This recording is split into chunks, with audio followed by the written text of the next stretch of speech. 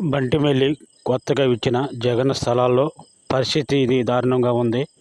మరి గత కాలంగా కురుస్తున్న వర్షాలు, తుఫానుల కారణంగా జలమాలమై ఈ వాటర్ ఇలా ఫ్లోటింగ్తో ఈ కాలనీ నిండిపోయి ఉంది. ఇక్కడ నివసిస్తున్న స్థానికులు కానీ ప్రతి ఒక్కరూ చాలా ఇబ్బందికి పాలవుతున్నారు. మరియు రోడ్డుకి రావాలంటే ఒడ్డు లోతు నీళ్ళలో నుంచి నడుచుకుంటూ రావాల్సి వస్తుంది. స్కూల్కి వెళ్ళాలన్నా, సెంటర్కి వెళ్ళాలన్నా, ఏ విధంగా అయినా సరే చాలా దారుణంగా ఉంది ఈ పరిస్థితి. ఈ ఒక్క వీడియోని మన డిప్యూటీ సీఎం పవన్ కళ్యాణ్ గారికి, మరియు నారా చంద్రబాబు నాయుడు గారికి, మరి నారా లోకేష్ గారికి చేరేటట్టు చేయగలరని కోరుతున్నాము.